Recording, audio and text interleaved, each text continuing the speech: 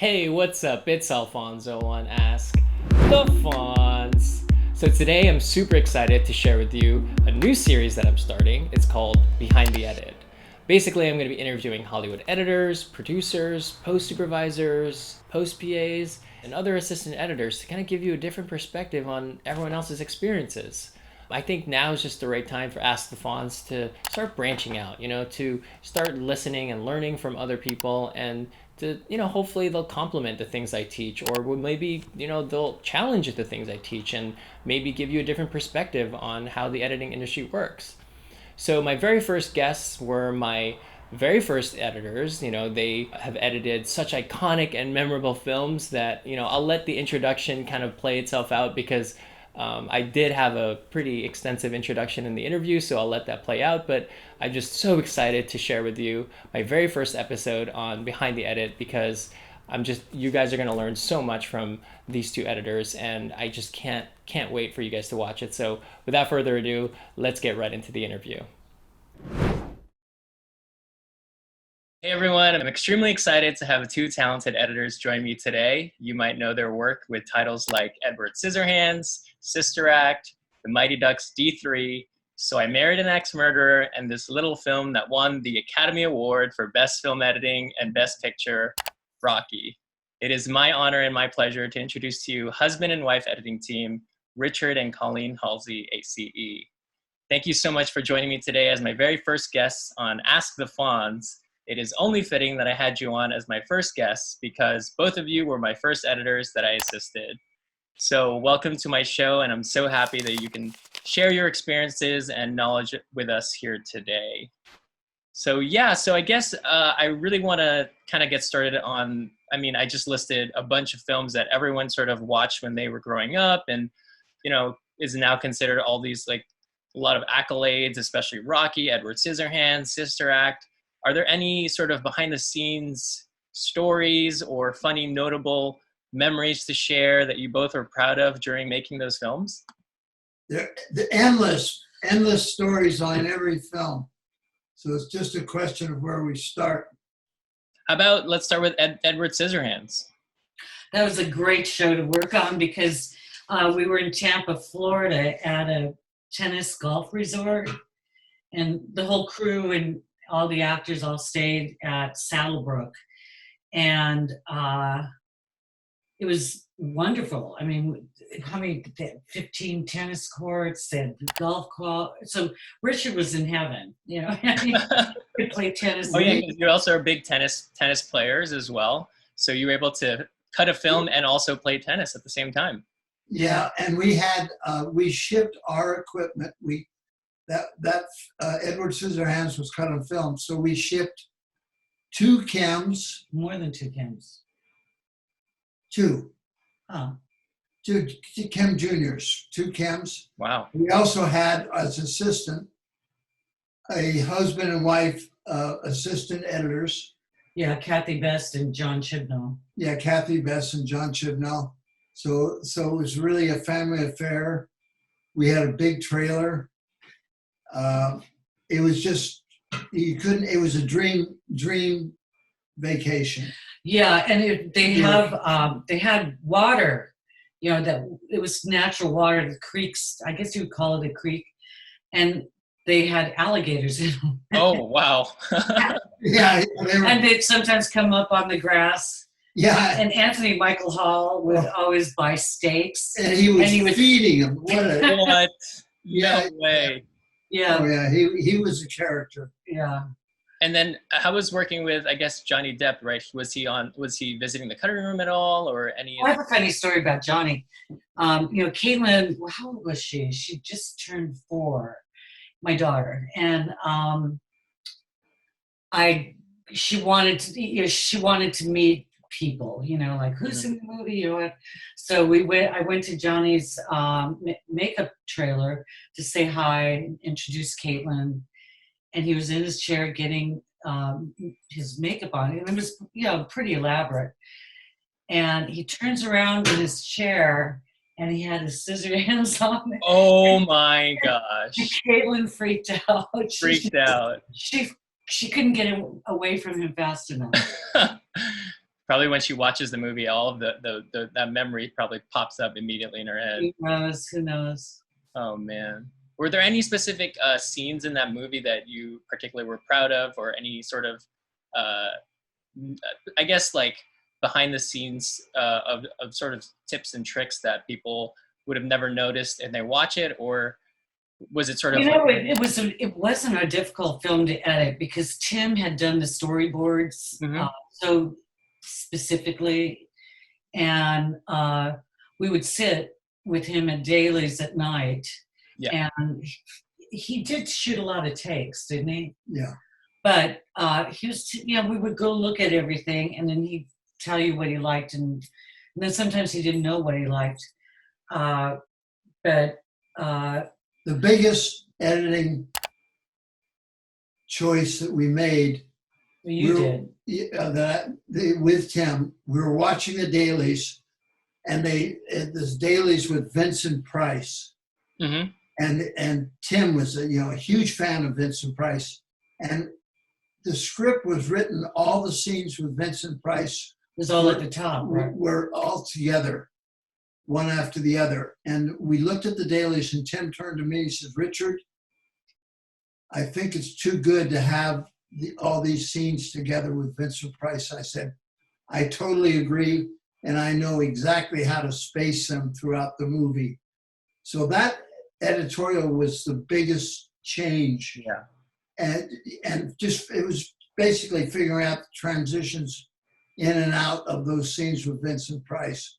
They were great scenes. I mean, Vincent Price. And then you felt like he was in the whole movie. Yeah, really. Yeah. So that was the biggest thing. And then the other biggest thing, how far over did the schedule go? Well, I don't know if we should talk about that. But whatever. Yeah. It was supposed to be like a March release, and then the studio executives saw it and they said, "We want this to be a Christmas release." So that was like a 3-month shortening of the schedule. And they said, "Can you do it?" We said, "Sure." Yeah, and we did it. And basically, 2 weeks after we finished shooting, we screened the picture for the producer and Tim. Tim worked with us for a couple of days. We showed it to the studio. And that was pretty much it. Basically 3 weeks after we finished shooting. And the studio said, "Christmas release, we're going to do 5 70mm prints." And that was it. And basically, with the exception of the makeup scene, which Colleen cut brilliantly, Tim came into the editing room to work on that scene, and then a couple other scenes. But I'd say overall, he spent no more than 24 hours in the editing room. Wow, really? So he left you alone, and you were able to he just basically would we were give at us ideas. Warner Hollywood in the Marilyn Monroe Rose Suite. I don't know if it's still called that, but he was upstairs. He had his office upstairs, and we were downstairs. And I think he walked in. I mean, if we had a question, maybe he'd walk down and take a peek and say, "Oh no, that's great," and then go back to his office. Go back. He really didn't sit with us. No. Well, he did with you on the makeup scene. Well, that one he did, but I mean, it wasn't the way we had done it before with other directors. He was very hands-off. Do you prefer that way of stylist for directors when they allow you to? Well, he knew what he wanted. Yeah. And so and then being that we sat with him at dailies, you were able to communicate. So it was you go back, this is the take he wants, and gee, I'll try it this way. And it was, and like I said, he storyboarded. You storyboarded, so it was easy. Yeah, it couldn't have been smoother. Awesome. Yeah. That's awesome. And I'd love to kind of also dig more info on Sister Act and some of the other movies and films that you. We cut Sister Act at the house here. Oh, you did? Yeah, downstairs, the apartment we have downstairs. Yeah. Let me give a little backstory on Sister Act. before we started, Okay. the script was written for Bette Midler. And Bette said, years later, we talked to Bette because Colleen and I did like 3 pictures with Bette. Down Out in Beverly Hills. That old feeling. That Old Feeling, and the big one, Beaches. Yeah. So she said, Richard, we were going to a screening at the Motion Picture Academy. I forget the film, but we ran into Bette at the bar, which was right down the street afterwards. We were talking about Sister Act, and she said, Richard, can you imagine me with that Hobbit on? I would look ridiculous. But So she didn't do the picture. But what happened is we did a screening at the Academy, and she came to the screening. The executives had invited her, and it was, everybody laughed. I mean, it was so hysterically funny. And she walked out in the light. She says, I think I made a mistake. Well, here's the deal. The minute they cast Whoopi Goldberg as the nun, everything was funnier. It was funny. She's great. She's a talented actress. But it was such a fish out of water thing. Yeah, and there's a scene that I'll get a clip of and give it to you, that Colleen cut together, brilliantly edited together, this comedy scene when Whoopi Goldberg gives a prayer. It's really hysterically funny. But I'll be giving you that clip. Yeah, of course, and I'll have it posted on as well so that we can all watch it. And but that's awesome. Yeah, I love hearing sort of those stories because we never really know about it. You know, when we watch the film and we, enjoy it, and then you don't really hear about those kinds of stories. Yeah, I mean, when I had the interview with the director, who was a wonderful guy, Emil Artolino, and I read the script, and I went in and I had the interview with Emil. And I said to Emil, it's going to be a musical, right, Emil? And he said, absolutely, Richard, because the script was so good. Oh, wow. It was, the best thing was those singing nuns. So it wasn't written as a musical? Well, Mark Shaman. Mark Shaman.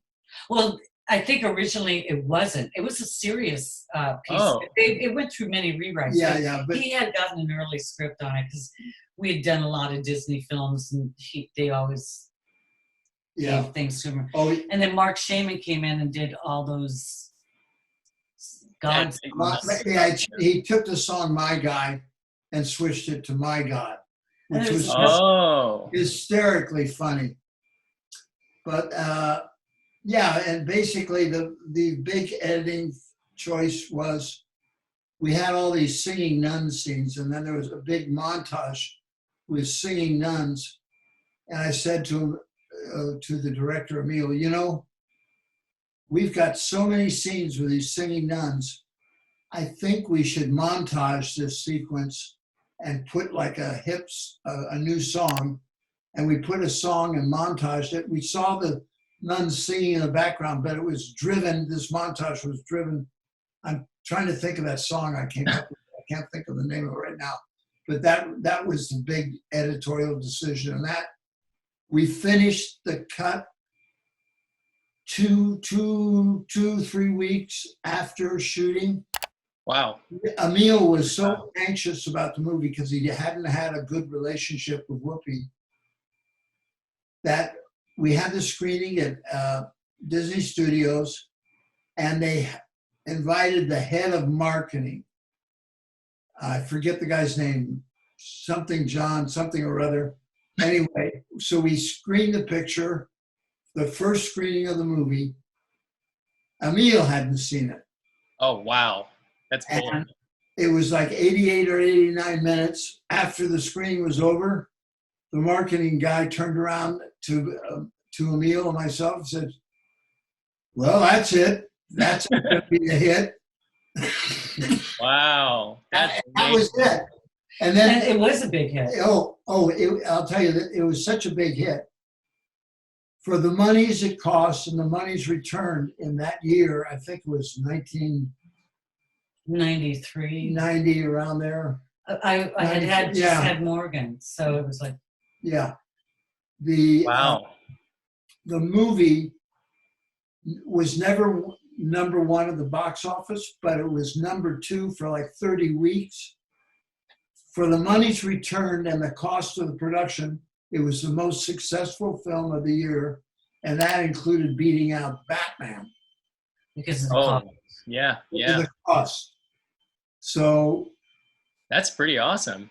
yeah, and Emil was just the most wonderful, wonderful guy, and we edited right Right downstairs downstairs. where we Yeah. are now. On That's really film, cool. yeah, on film and fast. Mhm. Well, speaking of montages, I mean, I would be remiss not to mention the most famous montage of all, Rocky. How did that sort of come together, and what are some of the stories behind that? Because I think a lot of people obviously know what the montage sequence is, and it's sort of ingrained in their head as whenever someone thinks about montage, they think about Rocky. So how did that story, how did you put that together? Or were there any sort of... I think the big story behind Rocky, and it had a lot to do with the montage, was it was the first or second picture to use Garrett Brown's Steadicam. Garrett Brown was the guy that invented the Steadicam. He's like a big guy, 6'6", and the rig that he had, I mean, if you saw this rig and how heavy it was, but the shots that you could make with that rig in the montage, I mean, you could see when Sylvester's running through the marketplace and the camera's dialing back, it in essence changed filmmaking. The Steadicam changed filmmaking. And these days now with these Steadicams, they're so small, so light. So that was really groundbreaking. And I think I didn't work on that one. Oh, that was just written. That was before me. she was barely born. Stop it. But yeah, so that was, and then my hiring Bill Conti, Right. who came into the editing room and worked with us during the editing of the movie with John, with the director, John Adelson. And Bill would come in. Bill had worked with Richard on Previous pictures, yeah. Harry Antano, Next Stop Greenwich Village. And Bill just did a fantastic job. iconic theme. Yeah. Oh yeah, that's like everyone's. Everybody knows. Ever goes to the gym and plays that song? Yeah. I mean, anywhere in the world you go. I know, everywhere. They know it.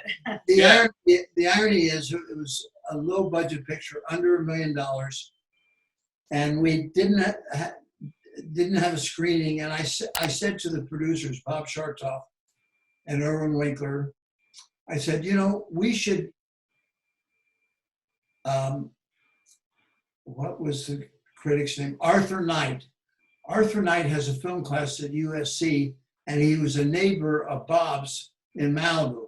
I said, why don't we call Arthur Knight and take the movie down to SC and screen it for the film students. Erwin Winkler, what are you, crazy, Richard? What a horrible idea. Those film students will tear it apart.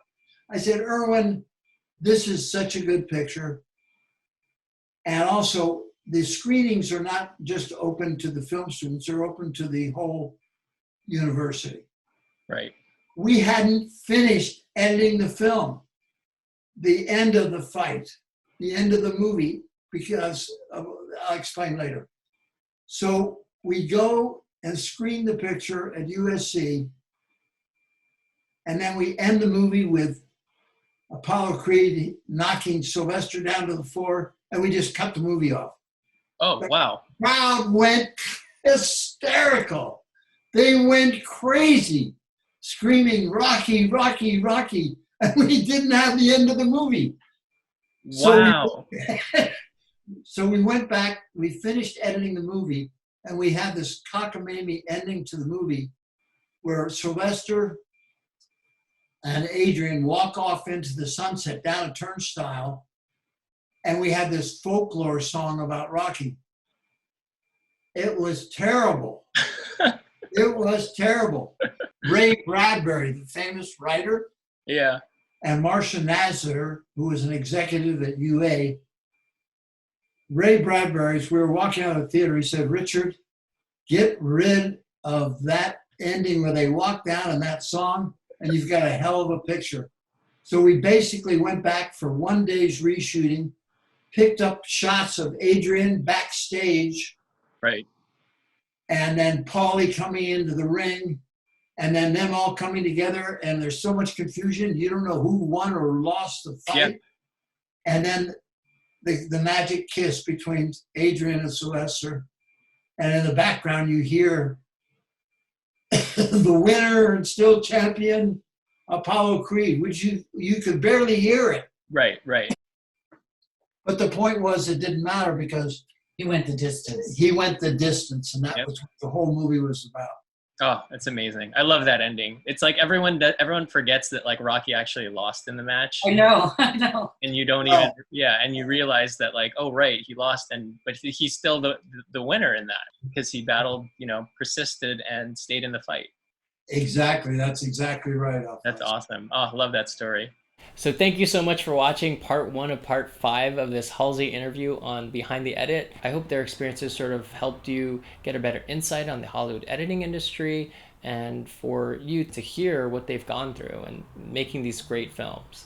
So thank you so much for watching. I just wanted to remind you that I do one-on-one phone sessions for you to get your Hollywood career started.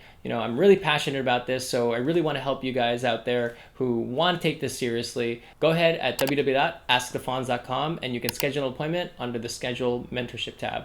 I'm also on all the social media on Instagram, Facebook, Twitter, TikTok, LinkedIn, under the handle Ask the Fonz. Also, don't forget to subscribe to my YouTube channel, give this video a thumbs up, and hit the bell sign to follow all the videos I'm creating. I'm going to be releasing the rest of this interview, so make sure you guys tune in and check it out once I do. Thank you so much for watching. Hope you found something useful here.